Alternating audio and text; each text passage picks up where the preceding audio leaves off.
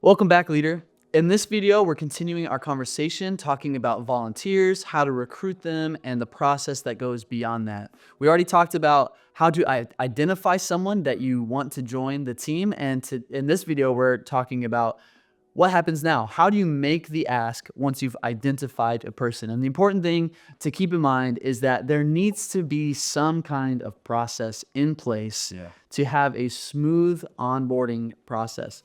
So, like in all of our videos, we're just beginning the conversation. There are probably many things to consider beyond what we have, but we just have a few things to keep in mind as you go about this process. Yeah, we have about 6 different principles. The first being you as the leader of your ministry need to be clear on the vision, the direction, the purpose of your youth ministry. You can't invite someone onto your team if you have no idea what you're doing with your ministry.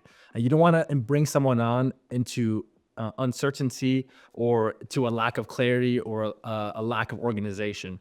Now, that doesn't mean that it needs to be perfect and everything needs to be aligned and all the ducks need to be in order, but you should have some good sense. You should be able to articulate, put language to what you want to do with the youth ministry. What do you believe God is calling you to do with your particular gifting, with your particular team, in your particular context? And how can you invite someone to that? So be clear about your vision, your direction, your purpose, whatever word you want to use. What's the big picture of the youth ministry? Why are you doing what you're doing? Once you understand why you're doing what you're doing, then you can move on to the next step of actually then starting the process of making the ask and bringing someone onto your team. What's an example of maybe what do you say when you're talking to someone? What's like the little pitch that you say? This is what I'm asking you. Yeah, so I like to say we have kind of just the summary sentence of the vision, right? I want to help you invite students into a real relationship with Jesus. And so I want you to be a part of that. We at One Youth Midway, that's our focus. We want to help students build a real relationship with Jesus. So by the time they leave youth group, they're not dropping off, but that their relationship with Jesus is being sustained because they've learned how to cultivate that at One Youth. So inviting leaders into helping us do that. That's good. That's good. I use similar language. I also love to say, we're looking for shepherds, not chaperones, which is a phrase I stole from someone else, but it's really effective in communicating, not just warm bodies, right? Real people who are involved in real relationships. So you need to be clear about the ministry yourself, your vision, your purpose, your roles, expectations, things like that. The second thing is you're going to invite this person into an ongoing conversation and let them know that you don't need an immediate yes. Sometimes we feel strongly, sometimes they feel strongly, yes, this is something we want, but we always want to exercise caution and prayer as we move forward. So you're inviting them into a conversation that's going to take time to discern the fitness of that person for your ministry and whether it's a wise commitment for them to make. You don't want them to commit to something that would be too much for them. So I've had conversations with people about like, hey, I see that you're already serving in 3 ministries and you're considering taking on 2 more.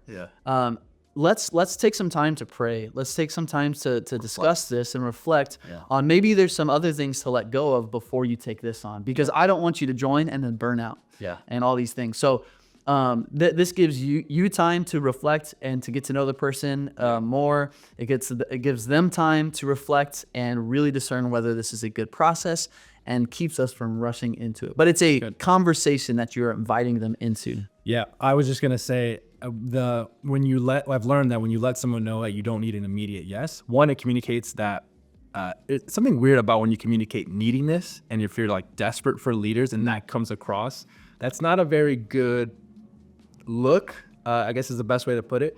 When you're able to kind of clear the air and you're able to tell that person that you're recruiting that you have a potential, that I don't need an immediate yes, this is more of a conversation. It puts them at ease. It puts you at ease because you're confident that the Lord, if the Lord's going to bring them in, he's going to bring them in. If he's not, he's not. And it helps open the dialogue for what them joining the team could look like. Right. Yeah. So you're going to invite them into that conversation, give time for reflection. And part of that time of reflection will be our number 3 idea, which is invite them to fill out an application. That's good. Now, sometimes we're asking leaders to join just left and right, and we don't really have something like that. So we want to really encourage you to create an application if you don't have one. And if you don't feel like you're able to create one, you can reach out to us, reach out to New Life. about getting one yourself. We have our own applications we use, and we're working on maybe standardizing that as well. So look at maybe the New Life admin page and things like that. But even if you can even create your own as well. You want to ask questions like, why are you interested in the youth ministry? What experience do you have?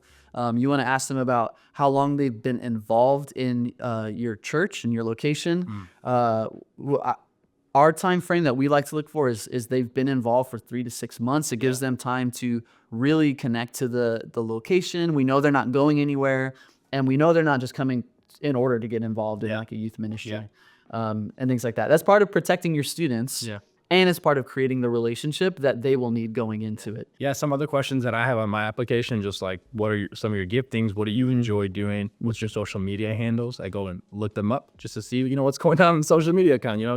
If they're posting crazy stuff on the social media, that needs to be addressed, right, in the interview process. Some other things like, have you been baptized? At New Life, we have next steps books, 1 through 4, 1 being like introduction to baptism, 4 being learning how to serve and mentor.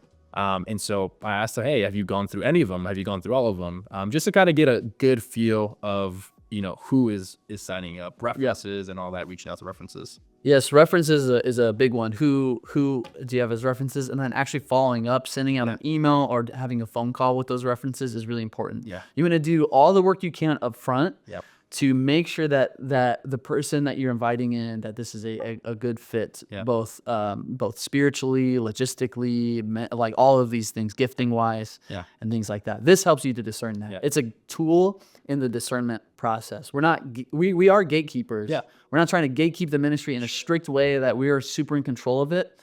We don't want to be possessive, but we do want to be protective. Yeah.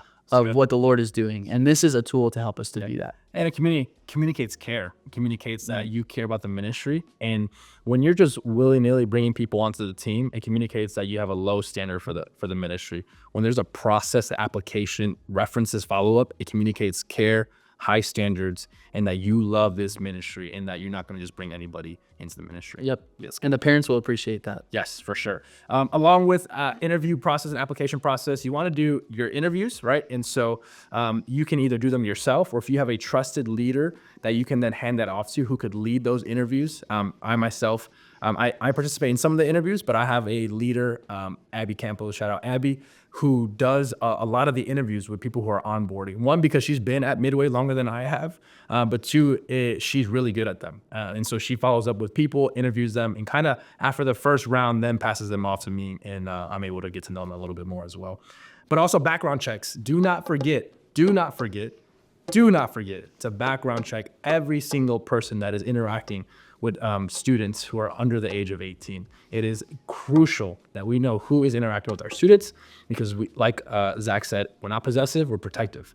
And so we want to protect our students and make sure there are no weird people who are hanging out with our students, right? So that background check form is available online. You can reach out to us. It's available on the admin page as well. But get your people background checked. Yeah, it's actually required legally to do it. So definitely do that. Yeah. Protect your students. I've had to ward off some creepers. Yeah. So that's another story though. So once you get through the interview process and it's still going well, you're still feeling like this could be a good fit. The next step is to invite them into what we call a shadowing process. What that looks like for us is we invite the person to come and check out the youth ministry. Come to a ministry night. Come with no strings attached, right? You're coming just to check it out. You're not responsible for anything. All we want to do is for you to see what goes on and maybe to interact with the students and the leaders so that you can see what it is a night looks like. Yeah. We have people come and do shadowing for a couple weeks. We do 2-3 weeks, maybe sometimes a month. And then once we get to that 3 weeks, 4 weeks stage, we have a conversation and say, hey, is this still something you're feeling? Is this something we're feeling? All right, let's take it to the next step. And then we'll go into, all right, let's tiptoe you into the ministry and start to give you some responsibility, but in like a support role. Yeah. So you're not thrown in the deep end of like having to lead things. You're coming up under another leader and assisting and helping out and things like that. So this allows them to It's another tool in the discernment process of asking the question, okay, now I know what a night feels like. Is this something I can do weekly? Is this something I can commit to and be consistent with? Is this something I can grow into and things like that? So it gives a taste without there being a commitment yet, so that you still have the process of discernment and saying, you know what, now that I see this, it's not quite what I envisioned, or it's a lot more than I realized that, it's more than I can take on right now. Yep. You want to have that process because you don't want them to be committed. To make the commitment, come for a month or two, and then have to back down and have these messy kind of relationships with students who are now losing this leader, and that creates all kind of complicated feelings and things like that. Yeah, totally. And then the last step that we would suggest is, once you've gone through the whole process, interviews, references, follow-ups, they've shadowed, then be very clear about the ask. Let them know what you are asking them to sign up for. If it's a time commitment, a responsibility commitment. I would also throw in here, it's good to have, anytime you're getting hired at a job, there's a job description that'll tell you exactly what you're gonna do. We have mentor descriptions, right? Put down the responsibilities of a mentor. What are they going to be doing and what are they signing up for? Make the ask very clear, and then have them commit to a year. I have every leader commit to a year, and then we can almost re-up the contract or the commitment every year. And I ask leaders, hey, when you sign up, you're signing up in verbally 7 years, but in paper every single year, right? Because we want leaders to stay with their students throughout the years, right? Throughout middle school and high school. And so have them sign and be committed to this, so that you can depend on them and hold them to that commitment. Yeah, that's so helpful. You can hold them to the commitment. Hey, we committed for a year. That's a good stretch of time. But that also, if something happens to change in that year, it also gives both you and them a really natural, easy way to transition out. If that person, something changes in their life and they can't handle more, then that's a good transition for them. If over time you feel, over the year, you've discovered, okay, this person actually isn't really a great fit anymore, then it allows a natural offboarding time, that rather than you having to step in and kind of like have those hard conversations. So this helps with the clear commitment. It helps with transitions. It helps with all of those things, so that longer term you don't have to worry about those things and like the awkward things that can come out with them. That's good. Yeah. So we hope, again, this isn't the whole process that goes into the recruiting process of volunteers, but we hope that this at least starts to kickstart and gets you thinking in this kind of realm.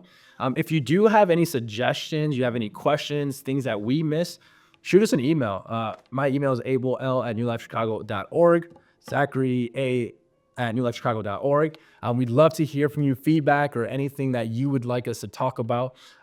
Or if you have any suggestions as far as volunteer recruitment that we can then engage with, it'd be amazing, because we know you guys are out there doing it as well. It's not just us doing it. But we hope that this can at least start the conversation. And in the next episode, we are going to tackle the question, how do you set up a volunteer for success? We will see you on our next video.